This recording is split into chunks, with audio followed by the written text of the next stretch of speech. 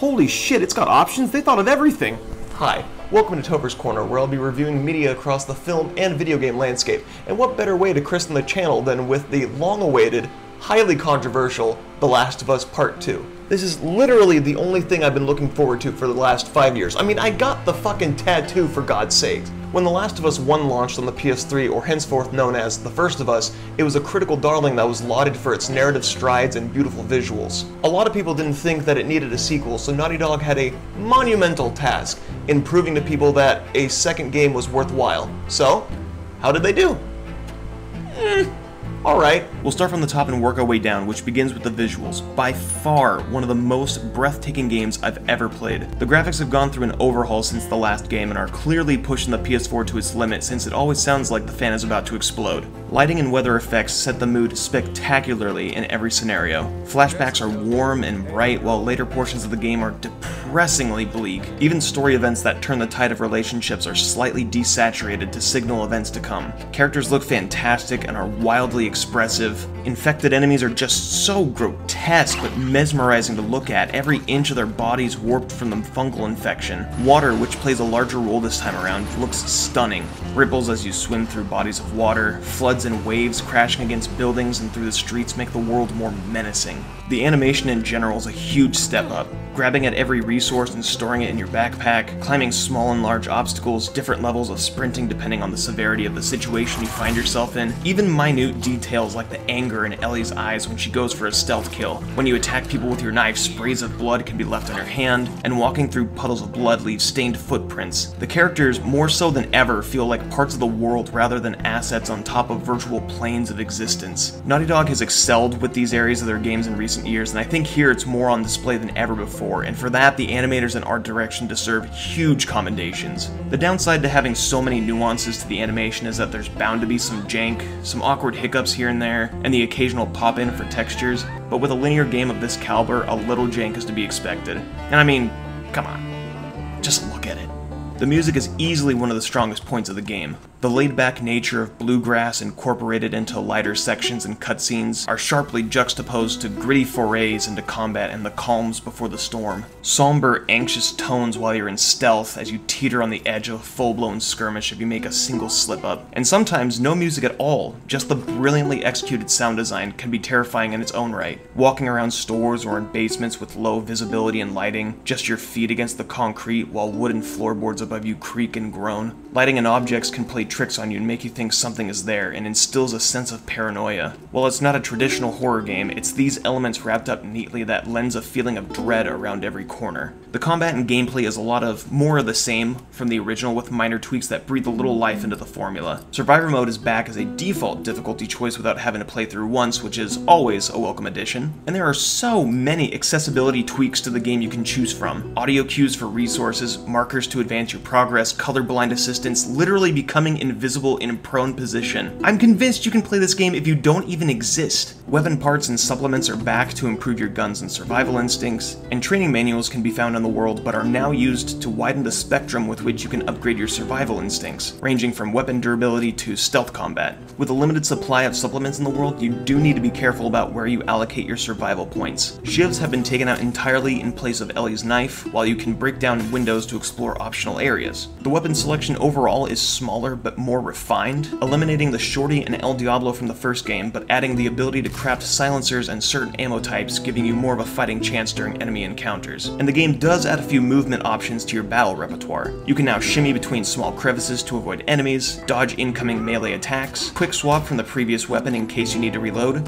and you can go prone in short and tall grass, which makes a return from Uncharted 4. Here the vegetation feels better suited to the combat and the world overall, so it's nice to see its inclusion, and it all feels like natural extensions to the already existing mechanics. There's also a dedicated button for a weak-ass jump that reminds me of Drake's Fortune. The world borrows elements from Uncharted 4's linear open-world structure where you can tackle side quests in any order, any way you want, mixed with the tighter, more claustrophobic rooms of the first Last of Us. The game rewards exploration and straying from the main task at hand, often gifting players with resources, collectibles, and training manuals to upgrade your character. It's this healthy blend of gameplay that prevents it from stagnating as the game moves along. And when you do get into combat, God damn, this game is just fucking brutal. Enemies are ripped apart, you can see the gradual damage and decay of bodies, sometimes there's barely a body left at all. Blood pools from enemies' heads, splatters onto the walls, they'll scream in pain before dying, they'll beg for their lives, and then you'll just say fuck it and clock them with your melee weapon. This, I think, is where the game shines brightest. This is where all of the hatred and violence of the human limit is on display that the writers wanted to hammer on. The weapons are weighty and the sound design amplifies that level of brutality. A person blows up in the adjacent room as the boom and screams echo throughout the floor, and another hunter calls out their name and alerts the rest of the group to their demise. There are all sorts of methods of engagement in each combat scenario. Oftentimes you can just sneak around without the need to kill anybody. With a more diverse arsenal of weapons, an aggressive playstyle is certainly more than viable this time around, although nothing quite beats the stealth kill everybody route to save your ammo. The AI in this game is far and away leagues better than the original, although we still unfortunately don't see that balance of power mechanic that was promised during the lead up to the first game. Enemies take patrol routes, flank your last location, surround you, and even gang up on you once you've been engaged in hand-to-hand combat. Infected are par for the course, as once you've been spotted they'll swarm you, so your best course of action is to run and use melee weapons to conserve ammo. New enemy types are introduced and old ones are refined, including the Stalker, that hides around corners and works in groups to ambush you. Shamblers are new to the table, these lumbering infected that charge the player and expel acidic clouds of poison. Even bloaters feel like they make their debut, as they're so much different to their original counterparts. These ones lunge at you, flail about when you're within arm's reach, and even destroy the walls around them to get to you. No amount of shimmying will keep you safe from these ones. These are by far the best mini-boss battles in the game, as you're constantly having to relocate and attempt headshots, as they're your best bet at getting through their armored exterior. On the human side, you have new big, burly boys and girls waving around fucking pickaxes that focus on melee. So once humans have been alerted to your presence, you'll have to simultaneously worry about enemies from a distance with guns while avoiding big boys. And lastly, for better or worse, dogs. Aww. Dogs will follow enemy humans and track your scent once they're within reach, and they will constantly follow your trail unless you move quickly to widen the gap between you and the canine. The dogs feel like such a perfect addition to the list of enemies, but only in theory, and maybe this is just my survivor mode playthrough talking, but the dogs are kind of bullshit. When you're first introduced to them, there's only a handful, and you can kill the owners and distract the dogs to move on to the next location without killing any of them. So my mantra became, I refuse to kill any dogs. Because you were given that choice to avoid combat, which is great. However, during the Hillcrest suburban neighborhood area, where patrols scour every single floor of these closely interlinked buildings, and dogs constantly force you into other enemies, and I just kept dying, my mantra gradually changed to, I refuse to kill all dogs. And eventually, with a more jaded approach as my death number rose, it finally ended with, I refuse to lose. Currently, dogs simply feel a bit too overpowered, as they'll move in your direction even after they've lost your trail. This is more of a personal opinion versus an objective outlook, but to me, dogs needed a little more refinement. Now that I've spoken on my favorite parts of the game, we need to delve into its biggest point of contention, the story. I'm going to split this up into two sections, the first being vague and leaving out spoilers for the game, and the second having spoilers from the story to further expand my thoughts on the themes. Here's a time window for the spoiler-heavy portion, and let's begin. In The Last of Us 2, Ellie travels to Seattle to seek vengeance on trespassers who stirred their quiet settlement of Jackson, Wyoming, and throughout her journey has to battle the forces of a militant group controlling the city, a cult that is trying to take humanity back to its roots, and the Seattle Police Department. Very creative. The performances are second to none. Ashley Johnson and Troy Baker are easily the standouts as the main characters Ellie and Joel. While some secondary characters can be a bit one-note, the presentation is wonderfully delivered by the likes of Shannon Woodward and Stephen Chang. There are some genuinely nice moments between characters. I think everyone can agree that the birthday gift flashback is the best instance of the tone of the original game's writing. Oh, hello. Sorry, the dinosaurs are busy right now. What are you doing? Oh, wait. One of the dinosaurs is here. Joel, it's for you. Very funny. There are some points where it's campy and corny schlock, some just downright awful. Hey, babe. Oh, Jesus Christ. But it at least strikes a good mix of tones. It's never too serious where it's edgy and over the top, and never too comical that detracts from the overall narrative. This could be a really funny idea. Haha, indeed. The most glaring outlier is the character Owen, who features prominently in the second half of the game and sounds a bit more like he's delivering straight from the script. So am I, but I'm not getting fucking paid to do it. Unfortunately, there are a few contrivances here and there that are used to progress the story and often feel forced because they needed a way to write themselves out of a corner. One of the biggest turnoffs players will notice immediately is that the first hour, the entire first hour, is almost all cinematics and tutorials. It's establishing the new world that Ellie and Joel find themselves in with very little in the way of real gameplay. It is a slow burn, and I can understand people's distaste for the story building right out of the gate. Likewise, downtown Seattle, where we have our Uncharted 4 style linear open world area, doesn't gel well with the urgency of the story beat that takes place at that point in time. Ellie's gotta find somebody before they're captured by the militia, but fuck it, let's go exploring. It's just a consequence of the gameplay style they wanted being at odds with the narrative structure they chose. Neil Druckmann and other writers on the team have emphasized that while the first game was about love, the sequel is about hate. The themes of loss, retribution, and redemption are all center stage and are continually brought up throughout the duration of the game. Sometimes too in your face, but nothing you can't look past. The story gradually becomes darker in tone the further Ellie delves into Seattle, while we start to see parallels between her and our antagonist. As we look back on the actions that take place in Seattle near the end, the idea of violence begets violence rings true. Hate is a fleeting emotion, one of suffering and irrational thought. It blinds us. We fail to see the bigger picture, and ultimately it's the people around us that hurt the most. Ellie grieves throughout this game, and only near the end of her journey does she accept the events that have transpired. But as poignant and final and complete as the ending feels, the journey there feels like an epilogue that overstates its welcome. This won't make a lot of sense to people who haven't played it or won't play it, but you play the game, you think you've reached the ending, which would have been fine on its own, and then you're treated to more game and more story, which is fine, but it's drawn out, introduces even newer characters who are here and gone in an instant, and makes the pacing suffer quite a bit as a result. But I think amidst a few story missteps, it's a decent send-off. Alright, I'm getting into actual spoiler territory. If you plan to play the game, go away now. 3, 2, 1...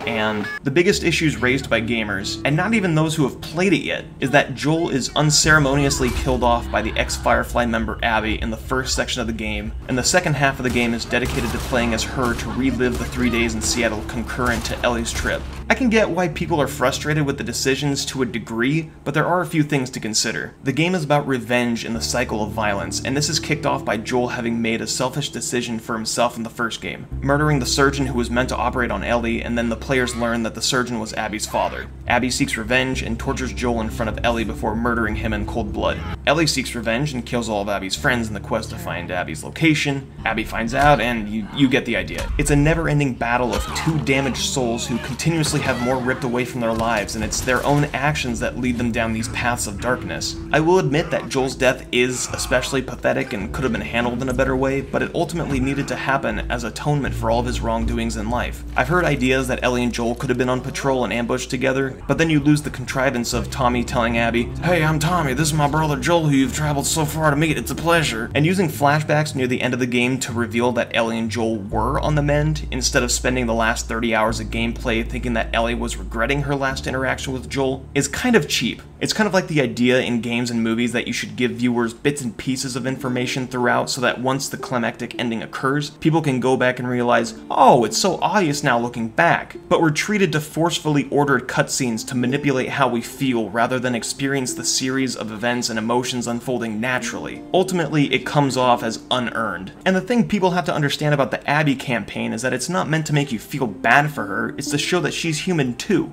We draw similarities between Abby and Ellie as the second half of the game takes place. Lost their father or father figure, a friend of theirs is revealed to be pregnant, they question loyalty to the people around them, and wonder about their place in this world. Also, they get naked. You don't have to like her, it's just framing her trials and tribulations. She's felt loss and hurt as well. There is no right and wrong, just people surviving. She would go to the ends of the earth to protect the people she cares about. Gee, I wonder where we've seen that before. The difference is in the character's approach to vengeance. When Abby kills Joel, she spares Ellie because she wasn't part of the plan. She was only there for him. He's dead, Abby has served her justice, and goes on her way. Ellie, on the other hand, is cut from the same cloth as Joel. He goes on a killing spree to save Ellie from the operation that would have ended her life, and in the same vein, Ellie goes down a path of bloodshed and killing Abby's friends to finally get to her. But the game is so jam-packed with secondary characters who are all but killed off after their introduction, it's impossible to get invested. Holy shit.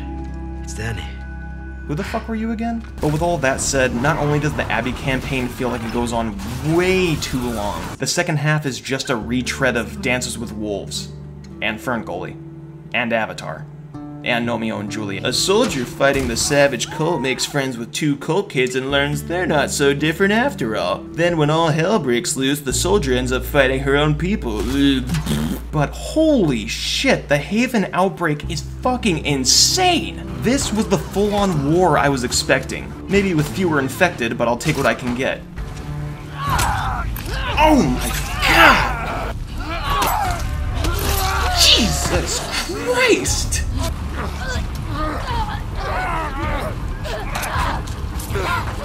Oh my god! Oh my god! This game is so gross! The epilogue I was talking about earlier takes the form of Abby and one of the cult kids leaving to Santa Barbara in search of the Fireflies when they're taken hostage by the Rattler group, reminiscent of the Seattle Wolves that you fight through most of the game. Meanwhile, Ellie lives a peaceful life with Dina and her kid, and this is honestly where I thought the ending would take place, with Ellie having to accept that violence only leads to more and it's a fruitless endeavor. It's here that for a brief moment the story seems to rekindle itself, as Tommy shows up and tells her he knows where Abby is. These two more than anyone are racked with guilt over Joel's death. Tommy had inadvertently awoken the beast in Abby when he slipped out Joel's name, when they otherwise may have not been lured back to the house and tortured. Tommy wants revenge more than anything, but you can see the damage that's been dealt to him as a result of his journey. It just isn't worth it, but he's so consumed by anger that it's turned him into a completely different person. Nevertheless, Ellie leaves to finish what she started, her obsession with Abby having consumed her. After a months-long trek and taking out the Rattler's main base of operations, Ellie finds Abby and the cult kids strung up in a prisoner graveyard, malnourished, beaten by the California sun, and hanging on to a thread of life. Though they find boats along the water's edge, Ellie can't let Abby leave. She's traveled all this way for a reason, and so they engage in one more hand-to-hand fight. The music swells and booms as the characters moan and cry out in agony, having been mercilessly wrecked by the elements. Ellie gains the upper hand and nearly drowns Abby, before a vision hits her of her last encounter with Joel and can't bring herself to do it, letting them leave to whatever place will have them. She showed the same mercy that Abby did to her and Dina in Seattle, recalling that she wanted to learn to forgive Joel for lying to her about the Salt Lake City Firefly incident, and so her learning starts now.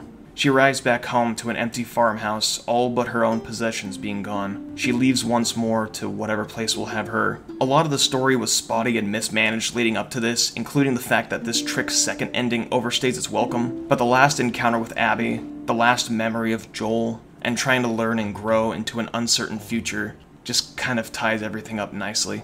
And that is The Last of Us Part 2. Spectacular visuals and presentation, vicious gameplay, and a complicated, disjointed plot all cobbled together. Is it better than the first game? I don't think so. I think the first one was the more complete package with a blander gameplay loop but a much tighter narrative and more satisfying character growth, but god damn I love this second one all the same. The exploration is fun, the characters and the interactions are enjoyable, and the gameplay is just so gory and satisfying. I would recommend this to PlayStation 4 owners and just people chomping at the bit for more Last of Us. A few words of advice: put this on Survivor mode, pick up every brick and bottle you can find, and most importantly, and the game won't tell you this, down X is back for the 180 spin to get out of combat. And it is fucking useless, you will never use it. Thank you for watching. As always, I hope you guys have a great day, stay safe, and look for the light.